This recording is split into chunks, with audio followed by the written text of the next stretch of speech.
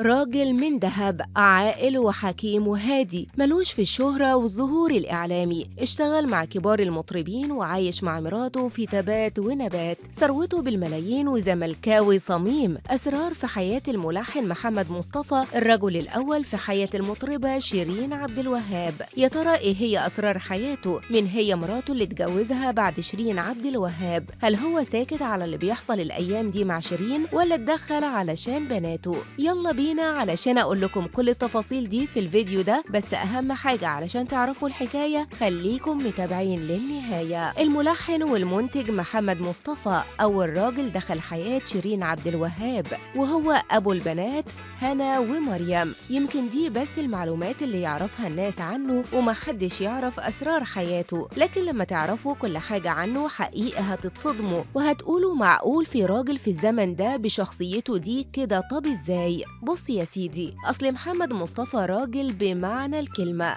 شهم وابن أصول وعاقل جدا وحكيم، وما بيعملش أي حاجة غلط أبدا، وأي كلمة يقولها لازم يفكر فيها الأول قبل ما ينطقها، علشان بيحسب كل حاجة بالسنتي وما بيحبش يزعل حد منه خالص. راجل صاحب صاحبه ولا يمكن يتخلى عنه مهما كان الموقف صعب. فوق كل ده بيحب الخير وبيساعد الشباب الموهوبة في الغنى، وبيقدم لهم فرصة ويعرفهم على منتجين علشان يغنوا ويتشهروا، وبيعمل أقصر مجهود علشان يحقق أحلامهم. وكل ده خلى الناس اللي تعرفه تقول عليه راجل من دهب، صعب تلاقي زيه في الزمن ده. محمد مصطفى ده من أهم وأشهر الملحنين مش بس في مصر، لا ده في الوطن العربي كله، ولحن أغاني لأكبر النجوم زي المطربة الراحلة وردة وكاظم الساهر وميادة الحناوي وصابر الرباعي، حتى الكينج محمد منير لحن له، وغيرهم كتير قوي من مطربين الوطن العربي. ده غير إنه كمان عمل الموسيقى التصويرية لأفلام ومسلسلات زي مسلسل بره الدنيا بطولة شريف منير، وفيلم فين قلبي للفنان مصطفى قمر. وطبعا كون ثروة كبيرة قوي بالملايين دي، غير الفيلا والعربيات اللي كلها أشكال وألوان اللي عنده، وكل ده جمعه من شغله في المزيكا. عايزة أقول لكم إن هو وش الخير على شيرين عبد الوهاب،